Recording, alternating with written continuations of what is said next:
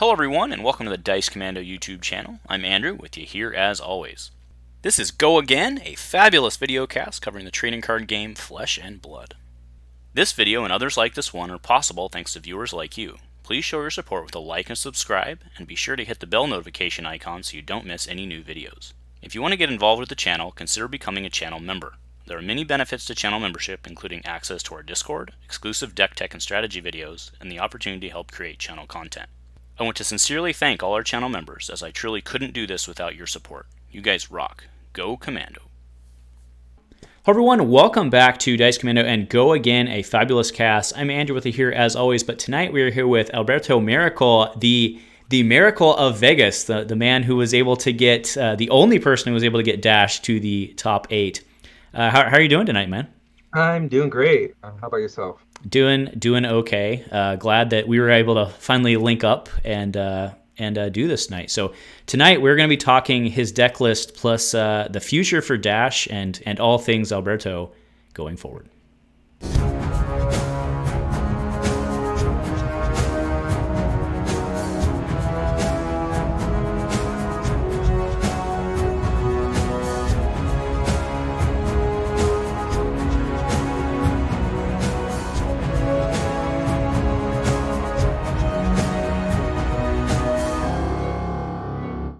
Hey folks, welcome back, and thanks for joining us tonight, and especially Alberto, thank you for, we were able to finally link up, which was great. So, how are you doing? And tell people a bit about yourself.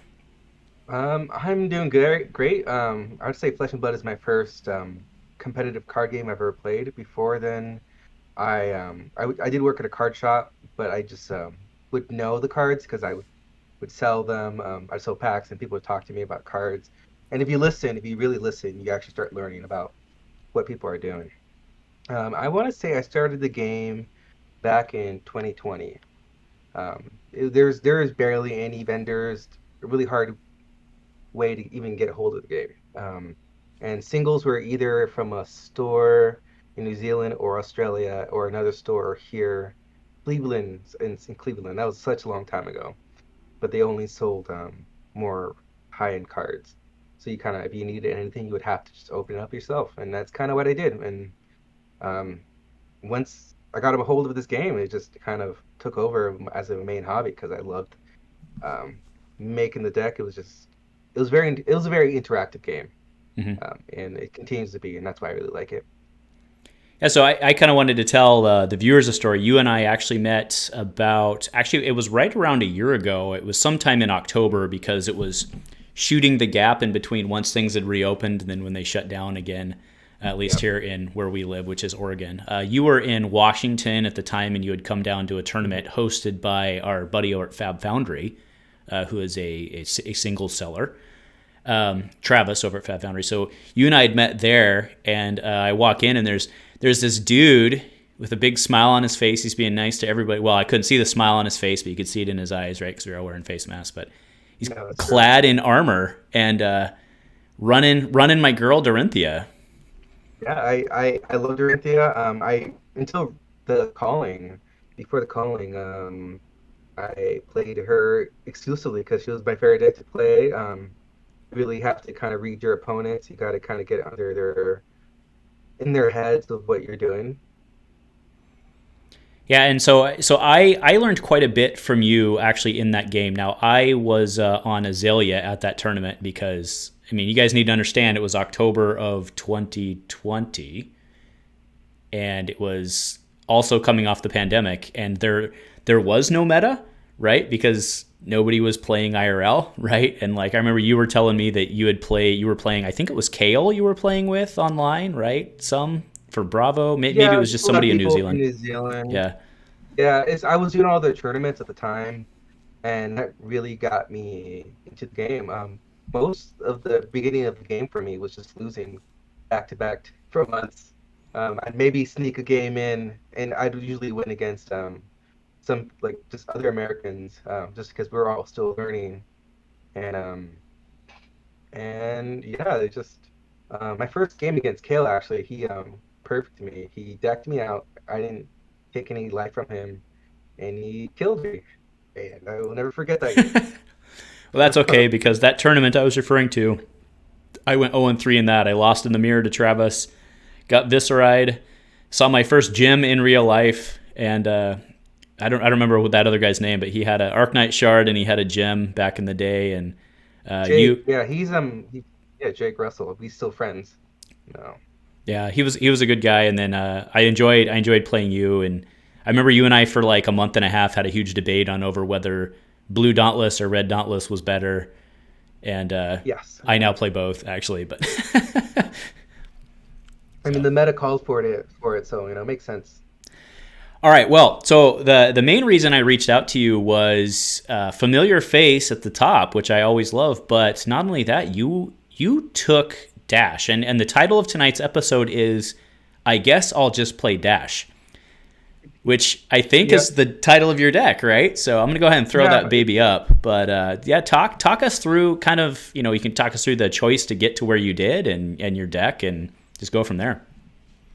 Well, it actually happened because the week before the calling, I had or just a few months before the month before the calling, I had moved from Washington to New York, so I didn't actually play the game for almost a month, like I would like to, setting up for the competitive scene. And I just got a game with Kiki from New Zealand, and they were playing this Dash deck, and it just destroyed my Dorinthea deck. I had different versions of the deck that just couldn't seem to do anything. And I just remember thinking to myself, if I can't beat Dash, I can't beat Bravo, I can't beat um, Chane, and I for sure it was a auto loss against Prism because it's kind of hard to slow her down. And I thought, you know, at this point, Dash has the six power cards, has the capacity to add those defense reactions and not slow down. And also, if you can play the game to how the opponent wants to do toward your advantage, you'll eventually end up winning. And that's why I played her. And before the week before the calling, I hadn't played any games of Dash, maybe once or twice when I was teaching someone how to play the game. And then at the calling, I was finally hitting my 20 plus games on Dash.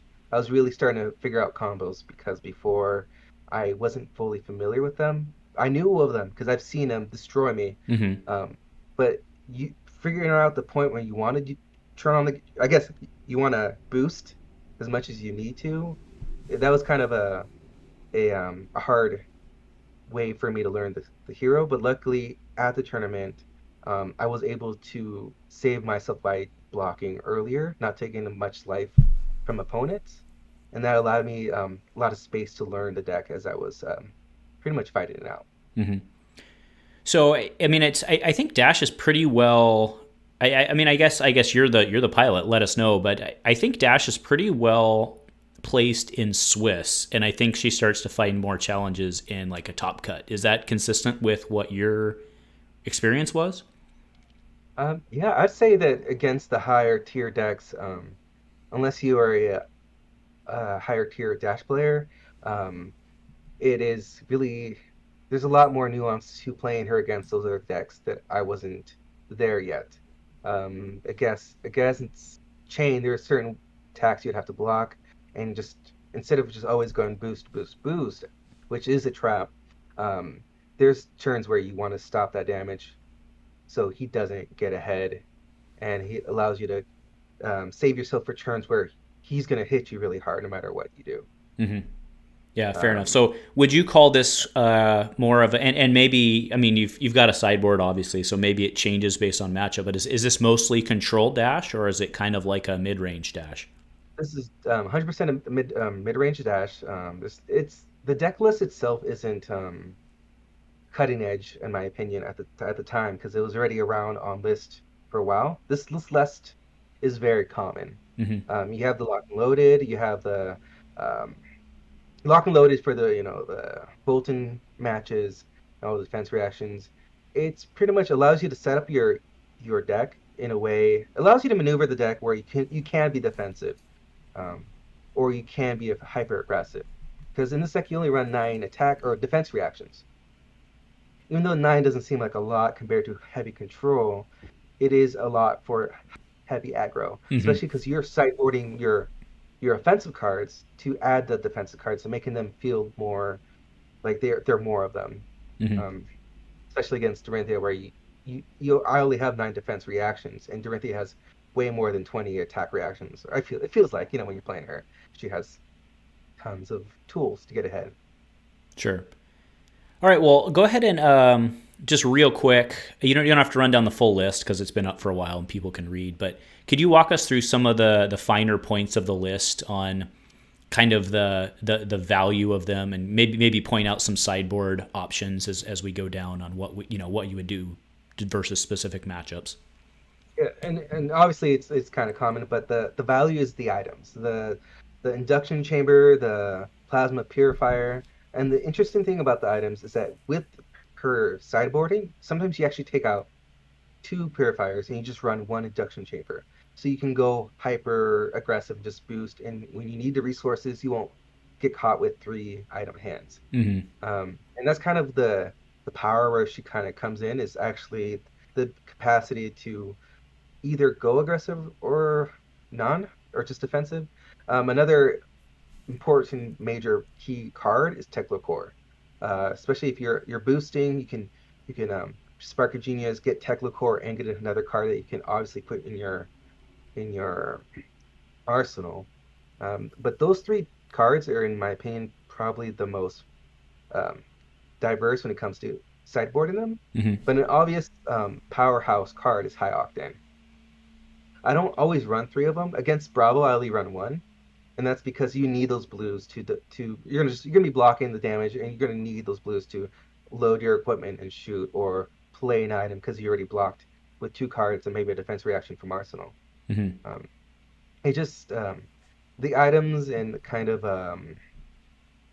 the high octane are very powerful and just allow you to, with them in and out of the deck, it allows you to be diverse. And I guess another card I really liked when I was playing against Prism was Maximum Velocity.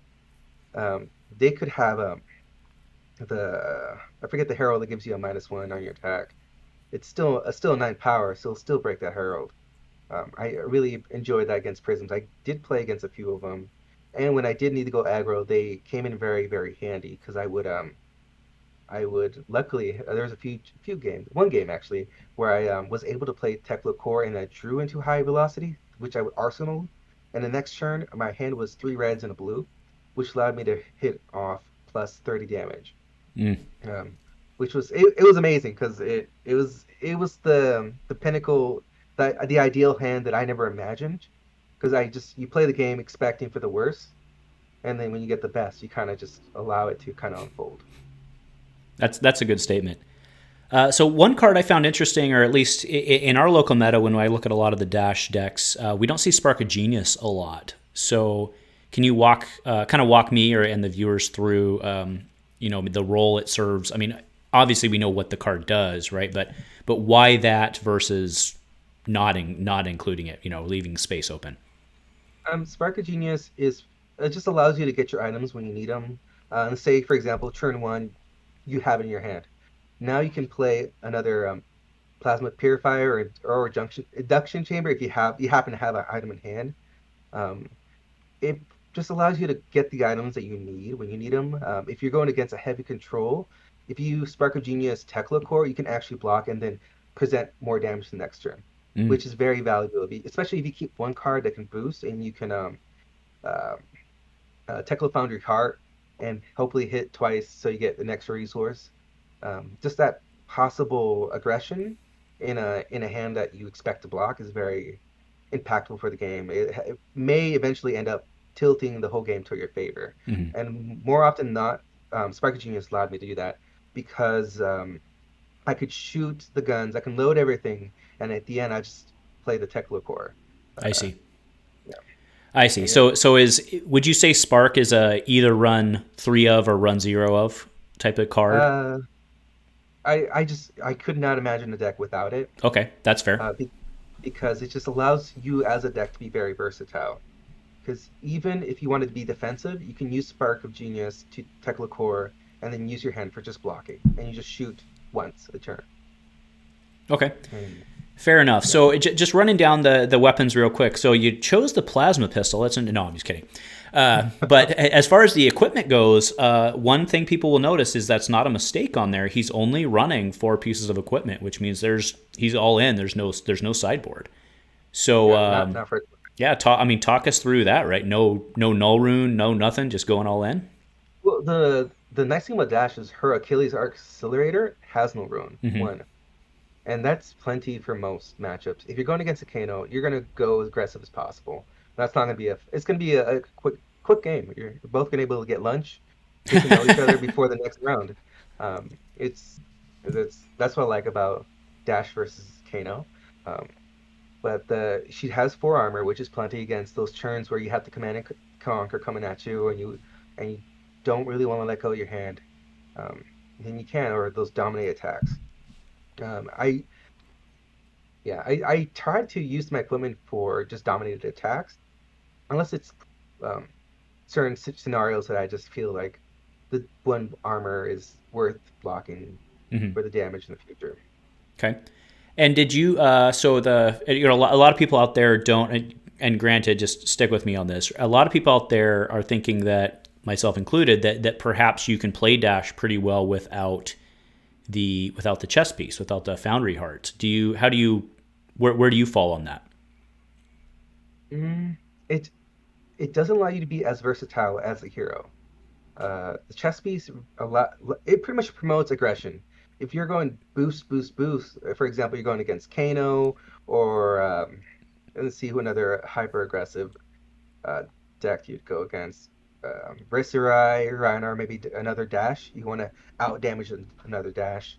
Um, Allowing you to get that extra resource is phenomenal Mm-hmm. because it means one turn you can either let me think real quick. Just you can shoot, shoot, shoot, command and conquer because you now have the extra resource for that. It just and even in the defensive side, if you know you're out of defense reactions and you use all your tone findles and you're now defending, so you're still on the back end. If you have enough to just boost one card and get those resources off of the heart, now you're possibly threatening more than just 2 damage when you're behind. That's usually all you get is 2 or 3 damage or just a weapon swing. This really pushes beyond the weapon swing. Yes, at the sacrifice of your deck, but that you're going to lose these cards regardless if you're behind, and that Right. allows you to get ahead. And that's it. If you maybe during a blitz, but not in the construction Gotcha. format. That's an interesting statement. You're going to lose cards if you're behind too. So that's a fair statement, actually. That's a really good point.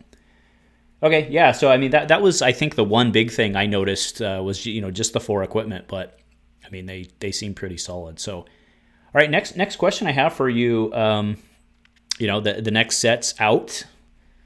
Things are different now. Yeah. What's the future of this deck, and what's the where's Dash stand? Are you playing this anymore? Are you back on Thea, or where are you at now? Unfortunately, I'm not on Thea this time. I'm still with Dash just because I want to learn her better. I'm not comfortable as her with her as I am with Dash, or as Dorinthea. My Right. bad, wrong names. Um, I've been playing around with other decks because they're new heroes. If you don't know how to play, you don't know how to fight them. Um, but I think Dash might still have a place. Maybe not this list. This list needs to evolve with the evolving meta.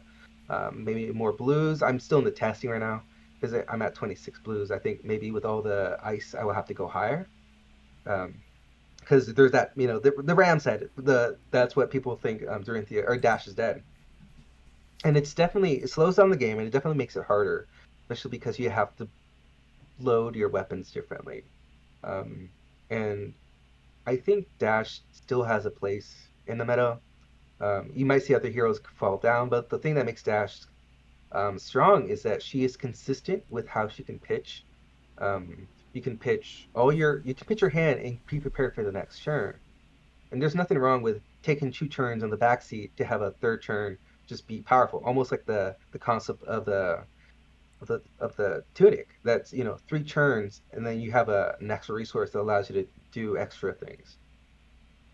I mean, there are plenty of heroes out. I mean, that was kind of Bravo's thing, right? Is like hammer, hammer, crush, right? I mean, Yeah. plenty of heroes do that. Yeah, interesting. So, crazy idea.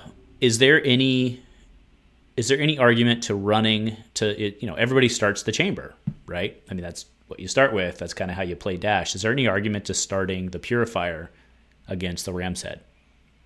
Uh, I don't think so. Okay. It's it's because once you have the purifier, it feels better. But if they choose not to use the Ram's Head, because not everyone's going to block, not you're not going to have against the aggressive old times, they're not going to block it. So it's just better off to shoot them 2 times for 4 instead of 1 time for 3. Um, and and that's I think that's kind of my opinion. I've tried Plasma Purifier, but it never feels good because there's turns when you want to shoot a lot, but you can't Mm-hmm. because you only shoot once. Um, and there's something to be said that there's a power in shooting wider and less in shooting tall right now, especially with the old timer. He could just block you easily once and be done. Mm-hmm. Okay, Or and does he then take? oh, go ahead. Go ahead. Sorry. Oh, because in the say, for example, that you are using the the, the shield. He's gonna take 1 damage and block the 3. At least 1 damage is going through. If you just shoot him for 3, he's just gonna block it with 1 card. There's no reason to lose any life. One Mm-hmm. card is nothing. The 3 card hand is plenty. Yeah. Well, but he's gonna pitch on the second one, right? So he's gonna. Pitch the Oh, first time, yeah, yeah, it just gets yeah. just 1 damage through, Right. and over a few turns, that 1 damage becomes 10. Mm-hmm. I gotcha. I gotcha. All right. So where do you like her? Ice Lexi is a interesting beast right now. Um, so how do you deal with Frostbite if you're Dash? Like you said, do you just skew more blues and just call it a day? Is that all you can do? Yeah, you just take more turns not doing much. Or unless you are hyper aggressive dash, if you go that route, maybe they will start taking the back end because in if you, for example, if you just get a perfect hand, you can easily do plus 20 damage, and you just lose. You use 4 or 5 cards. Mm-hmm. I imagine a Lexi deck will be using plus that, but I actually haven't used dash against Lexi yet, and I'm very curious. I was just playing with the new Bravo cards, so I made a Bravo and played my locals with Bravo. And he didn't have a he his matchup against Lexi isn't the worst because of the crush effects. He forces Lexi to block. If I was a better Bravo player, I think I would have won the games I did and win. But when you're learning a new hero, uh, or when you just learn new cards and new heroes, you make mistakes that you won't make again, ideally. But I mean, that's why it's worth playing different heroes, though, right? Yes, Learn yes, because you learn the that's why I like weakness to too, play. right? Yes, yeah, Yeah, Bravo's an interesting beast with those crushes, right? Like if he can get you, especially, I mean, we keep seeing, in my opinion, we keep seeing the card intensivity, number of cards you need to play your turn, go up and up and up on these heroes. And if you can get these crushes off, they can't do jack, right? yeah, that's correct. So, I like Bravo right now. I don't know about you, but I think he's in a good spot. Yeah, he's fun. He doesn't feel weak. I think if you don't pilot him correctly, he can feel weak. Uh, but he's strong. He's in the best position he has been. So you're saying that's my He's problem is I don't pilot him right. That's what you're saying. well, I just feel like any hero is stronger when you pilot them without less mistakes. Yeah, that's fair. And then so Briar's not bad right now either. Yeah, And Briar's scary. yeah, do you just race her? Is that all you can do? I haven't figured it out because I was practicing Prism when I was playing against Briar. I spent the last few weeks just playing different heroes because just what I enjoy, how I enjoy the game, Fair and how enough. I enjoy to learn it. So I'm with you. I like going wide on my hero plays just because it helps me learn to play them and screw up. But I'm Yeah, I'm with you. So are you headed off to nationals or anything else? Any other calling coming I'm up? I'm going to Cincinnati to go have some fun. I'm really excited because it just seems like a fun event. And then I'm gonna be at Orlando Nice. with Dash. With So Dash. yep, Oh, calling it right now. yep. It just if she feels good right now, playing her. Uh, she she doesn't feel ridiculous like other heroes. And my favorite thing about this game is just taking it easy. I didn't go to Las Vegas trying to win it. I just went to go play some games, and I happened to make it a top eight. It's great, but I enjoyed more the interactions with people, talking with my opponents, learning where they got picked up this game and how their community is doing, because that's one of my major things about this game is the better the community, kind of the better the games feel. Well, I agree with you. However, I do want to applaud your humility because it's not like, oh, I just tripped and fell into the top 8 at the calling, right? So, No, no, no, I no. mean, It's just well played. Well, no, I mean, and I'm not mocking you. I mean, we do appreciate the humility. I agree with you. It's a game that you sit down and play with your buddies. So why would you not want to have a good time playing with your buddies, right? But exactly, yeah. I want to make sure nobody's downplaying the impressive feat in Vegas. No, So exactly. all right, so here you go. You're going on record, and if you're wrong, you get kicked out of the Fab community because that's the way it is on the internet, right? Yeah. What do you think is going to who do you think, meaning not people because we don't want to call people out, but which hero do you think is going to be the end all at the who's going to be the 45% in top cut? Who's going to be the new chain, right? Is it going to be Prism? Is it going to be I Prism? I I don't think so. I don't think it's gonna be Oh, Prism. okay. I think without Chain's power cards, I feel like the region will see a more diverse pool of heroes. Prism will most likely be higher there, but because of that, I think she won't get as far because people will bring Rhinar. They'll bring Briar, who has powerful cards with the Channel Earth card that gives your all your attacks +3. Now you block with a 4 card. It's now 7 power. It makes it very hard for her to get through when your yellows and maybe blues block for 6 power, and that can be very difficult for Prism. So I imagine if we do see Prism, it'll be more aura focused, or just less aggressive as we've seen it. Hmm. I think maybe we could see Katsu, because he had some success in the Blitz meta, but he didn't really make it through for the second day on the Las Vegas. But I think the top might be. I don't know, to be honest. I keep thinking maybe Briar, maybe Viscera. I think Viscera is very strong. He has a great place. He's not missing out on tools. He got more tools to work with. Hmm. Uh, For sure. Maybe Levia. I have a local who plays her, and he does really well. He's a struggle to beat him, but once I start getting in his head, it's much easier. Um, but he's good. I think maybe Lexi. We'll see a lot of Lexi go because she's hyper aggressive and she seems fun. And since it's a game, it's not like let's have some fun. And Lexi definitely has interesting games. Um, my least favorite is Oldhim just because he slows down the game so much that it just feels like a slug. And I just like I like to play games fast so I can play more games. Um, but Yeah, okay, if we'll I had to see. be the top person in my dreams would be Dorinthea because she's my favorite champion. I think.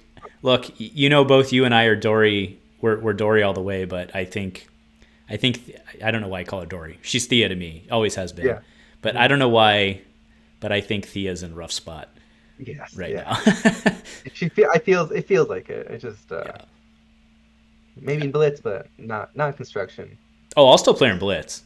Oh hell Yes. yeah! Yeah. Although I've been Yeah. having a lot of fun with Kassai. I have. She's pretty cool. Yeah. Yeah. I saw your games. They looked really fun. I was like, why did I think about that earlier? Oh, I've been just focusing on Dash lately. That makes sense. Yeah, player basically with the same. So what I did is my deck basically plays the same cost curve as Dorinthea, where you have like the blue breakdown, right? But then you second swing because that card is really good, It's so good.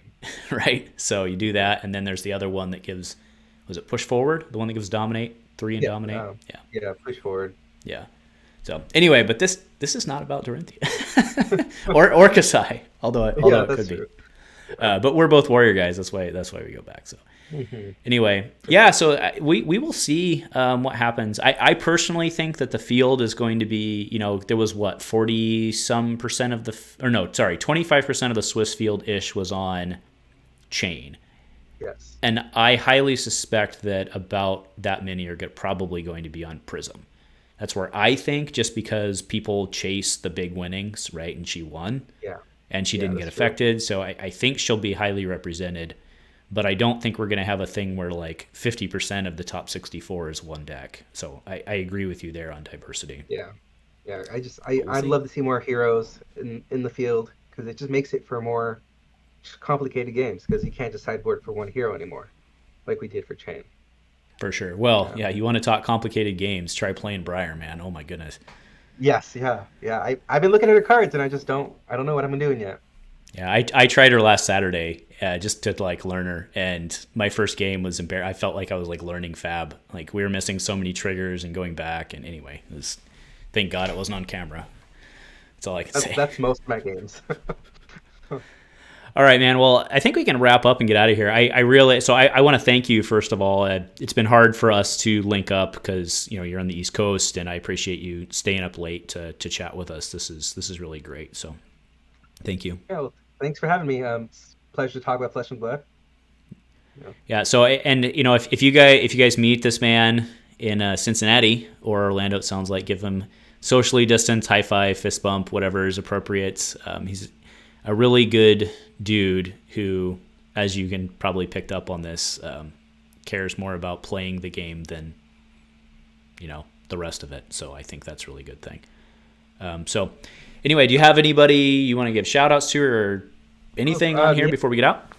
Yeah, for sure. Kiki from New Zealand, they really helped me out with this deck. And that's Kiki Labad, or yeah or Labad. I'm sorry if I'm saying that wrong. I don't know how to pronounce the last name either, so I just call him Kiki. And then everyone from the Dolphin community, Jordan, Matt Rogers, because everything he kind of does kind of like goes over here. I watch and I learn. And then my team from Fab Foundry, they were the only people who allowed me to get most of my first games with Dash and really learn her. Yeah. So that's a great lead in, right? And to quote my buddies, you have to call out the good lead in. So Fab Foundry, by the way, it's good guy, local to me, ex-local to Alberto, but got a lot of us started out. He does sell singles, and you can use the link below when you are checking out, and it gives a small kickback to the channel.